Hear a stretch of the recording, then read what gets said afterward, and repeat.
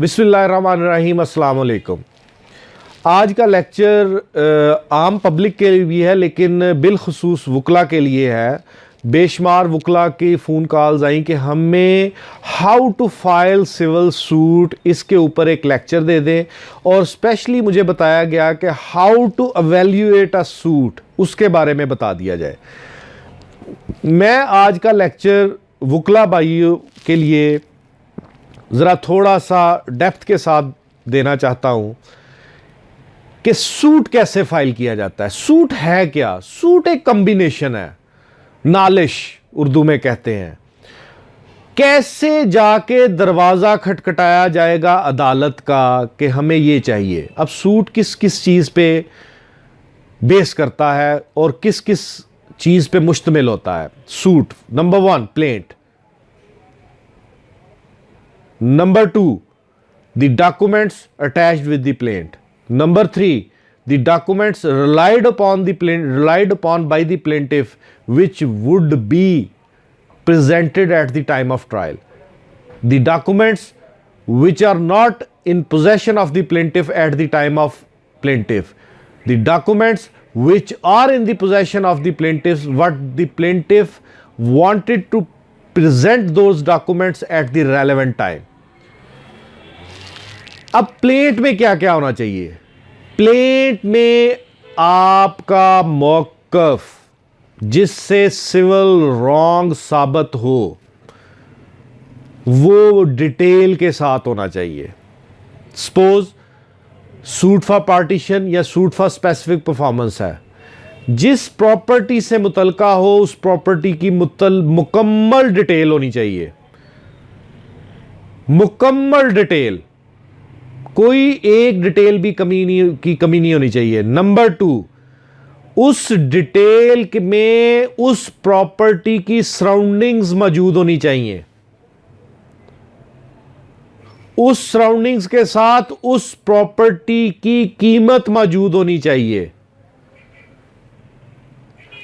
उसके साथ फिर आपका day of cause of action होना चाहिए। वो day of cause of action मुख्तलिफ है, एक है, कंटिन्यूस आ रहा है, वो मौजूद होना चाहिए।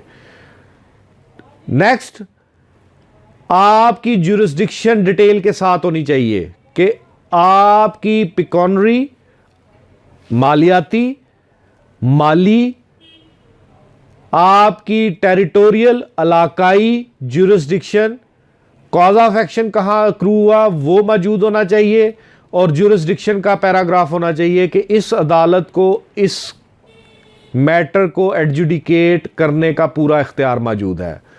Next one, valuation of suit. अब मुझसे बार बार पूछा जाता है कि किसी सूट की वैल्यू कैसे लगाई जा सकती है।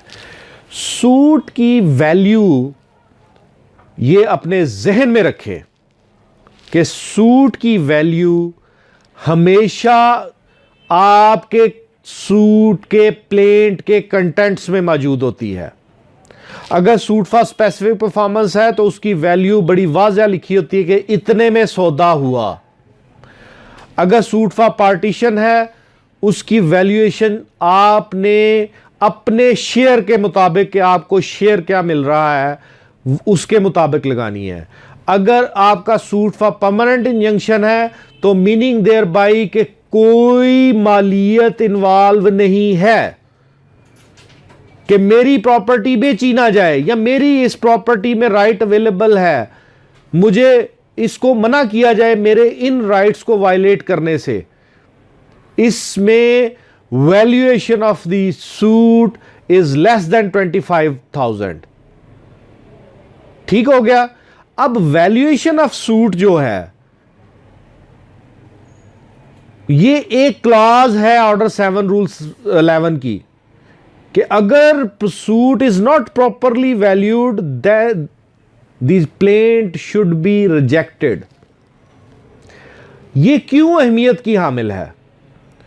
ये इसलिए अहमियत की हामिल है कि at the end according to the valuation of suit the suit would be decided. अगर आपकी वैल्यूएशन ऑफ सूट अवेलेबल नहीं है प्लेंट में और according to that valuation of suit the court fee has not been fixed, वो नहीं fix की गई, तो आपका दावा डिफेक्टेड है, लाइबल टू बी रिजेक्टेड है। अब जब आप प्लेंट फाइल करते हैं तो बताया जाता है कि जनाब कौन सा, मैं आपको डॉक्यूमेंट्स के साथ बताता हूं, ऑल्दो ये जो है प्रिंटेड है, लेकिन आप खुद भी लिख सकते हैं। आपको अगर प्रिंटेड नहीं अवेलेबल तो आप खुद भी लिख सकते हैं, पहले खुद ही लिखा जा सकता। अब ऑर्डर 7 रूल 19 क्या कहता है कि जो शख्स दावा दायर कर रहा है, जिसको आप मुद्दई कहते हो, जिसको आप प्लेंटिफ कहते हो, जो मुद्दईयान भी हो सकते हैं, प्लेंटिफ्स भी हो सकते हैं, ज्यादा भी हो सकते हैं, उसका पत्ता दुरुस्त तौर पर प्लेंट के साथ अटैच होना चाहिए, फर्द पता। अगर उसका पता गलत है तो भी दावा डिसमिस हो सकता है, और अगर दौराने कार्रवाई वो अपना पता तब्दील करता है तो ये उसके ऊपर इनकम्बेंट है कि वो फौरी तौर पर अदालत को बताए कि मैंने अपना ये पता चेंज कर लिया, अब मेरा नया पता ये है। पर्पस क्या है इसका? इसका पर्पस ये है कि जैसे मुद्दई को दूसरी पार्टी का पता है, दूसरी पार्टी को मुद्दई का सा पता होना चाहिए, और फिर दूसरी पार्टी या मुद्दई दोनों ये एक्सक्यूज नहीं ले सकते कि जनाब हमारा तो पता ही चेंज हो गया था। अगर मुद्दई के हक में फैसला हो गया है और मुद्दा अलग अपील में जाता है या रिवीजन में जाता है, वट एवर दी केस में भी, उसने तो पता इससे लेना है। अब इससे पता लेके वो दायर कर देता है, और दायर करने के बाद वो एक फैसला ले लेता है, और मुद्दई कल को एप्लीकेशन लेके आता है जी कि मैं सर्व नहीं हुआ, मेरा तो पता गलत लिखा गया, मेरा तो पता ये है ही नहीं, तो डिफेंडेंट ये फर्द पता पेश कर देगा, जनाब इस फर्द पता पर ये पता है और इसने खुद लिखा है। वो कहेगा जी ये जब दायर किया था तो ये था, तो उसके बाद कानून हरकत में आएगा कि जनाब अगर उसके बाद चेंज किया था तो ऑर्डर 7 रूल 19 कहता है कि आपने फौरी तौर पर कोर्ट को इंटीमेट करना था और रेलेवेंट रजिस्टर में इसकी एंट्री करवानी थी। इसलिए फर्द पता का पता अहमियत का हामिल है। अब उसके बाद उन डॉक्यूमेंट की तफसील भी आपने अलहदा तौर पर साथ लगानी है, जो डॉक्यूमेंट्स आप प्लेंट के साथ अटैच करते हैं सूट को फाइल करते वक्त। ऑर्डर 13 रूल 1 बाय 1 ये उसका परफॉर्मा है। आपने 1 बाय 1 तमाम डॉक्यूमेंट्स का जिक्र करना है कि इसकी नकल, इसकी नकल, इसकी नकल, ये सारे डॉक्यूमेंट्स साथ लगा रहे हैं, ताकि अगर कोई डॉक्यूमेंट रिमूव कर दे तो ये आपके पास सबूत पड़ा हो कि जनाब मैंने तो ये डॉक्यूमेंट्स साथ लगाए थे, मेरे रिमूव किए गए हैं डॉक्यूमेंट्स। नंबर 1।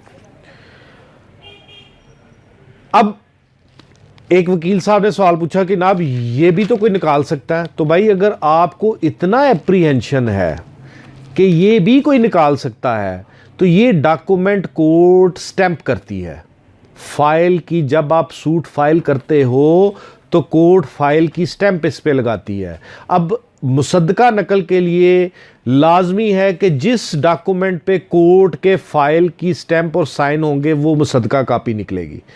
आपको अगर एप्रीहेंशन है कि आपके कोई डॉक्यूमेंट्स रिमूव कर दिए जाएंगे तो आप फौरी तौर पर इसकी सर्टिफाइड कॉपी लेके अपने पास रख लें, और अगर कल को यही खींच दिया गया है तो आप रिकंस्ट्रक्ट करवा सकते हैं इस फाइल को।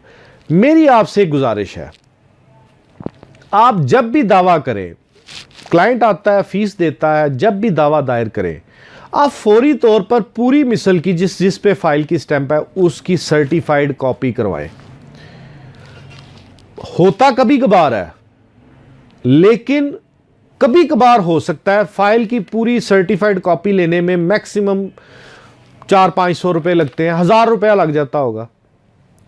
लेकिन उसका फायदा यह है कि अगर आपकी मिसल गुम गई है या मुखालिफ पार्टी ने घुमा दी है फ़ायदा लेने के लिए, तो आपके पास सर्टिफाइड कॉपी मौजूद होगी। आप फौरी तौर पर उस फाइल को विदाउट एनी डिले रिकंस्ट्रक्ट करवा सकते हैं। और अगर वो फाइल रिकंस्ट्रक्ट हो जाए, अगर आपके पास सर्टिफाइड कॉपी होगी तो रिकंस्ट्रक्ट हो जाएगी। अब ये वो डॉक्यूमेंट ऑर्डर 13 रूल 1 के तहत जो आपने साथ अटैच करने हैं। अब उसके बाद आपने ऑर्डर 7 रूल 14 के तहत एक अंडरटेकिंग देनी है अदालत को। वो अंडरटेकिंग 3 स्टेप्स पे है। पहला स्टेप्स, अदालत आपसे पूछती है कि जनाब आपने इस प्लेंट, इस दावे को दायर करते हुए कोई डॉक्यूमेंट साथ लगाए हैं। दूसरा स्टेप कि आपके कब्जे में क्या कोई ऐसे डॉक्यूमेंट्स हैं जो आप मुस्तकबिल में पेश करोगे, जो अब आप पेश नहीं कर सके। नंबर 3, क्या कोई ऐसे डॉक्यूमेंट्स हैं कि जिन पे आप रिलायंस रखते हो लेकिन वो आपके कब्जे में नहीं है। अब यहां पे हम वकला एक गलती कर जाते हैं कि हम लिख देते हैं बादज वज़ा तनकीहात, बादज वज़ा तनकीहात, बादज वज़ा तनकीहात, meaning thereby after framing of issues, after framing of issues, after framing of issues if need necessary. ये गलत है।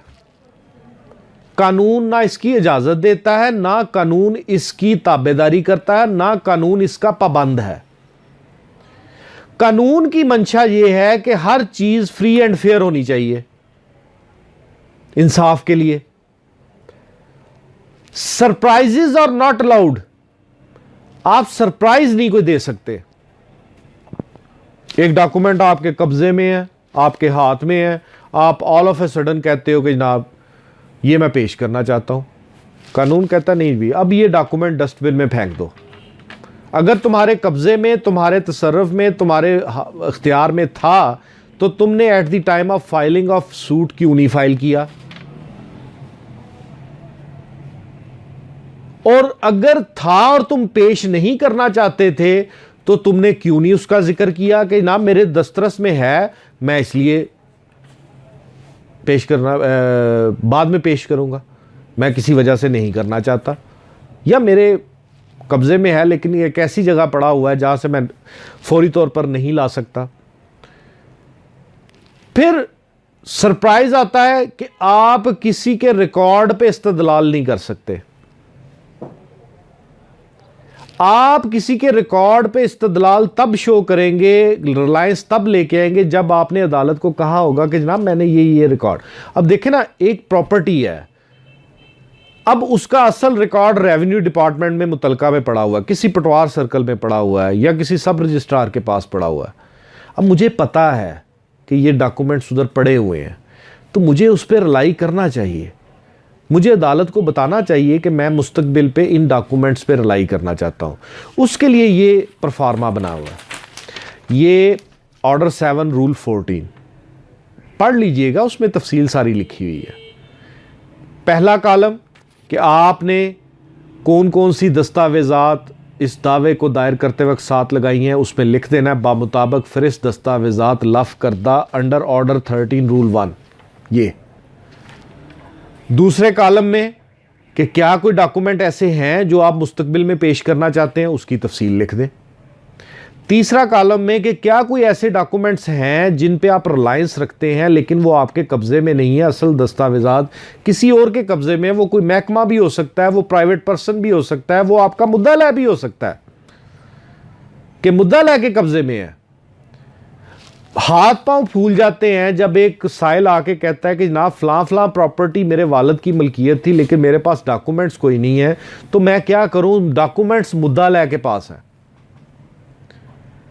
भाई आपको कोई नहीं रोक रहा, आप फलां फलां प्रॉपर्टी की डिस्क्रिप्शन लिखें, कहें कि मुझे मजीद तफसील का पता नहीं है, तमाम डॉक्यूमेंट्स मुद्दालय के कब्जे में है, मेरा इस पे हक है, मुझे दिया जाए।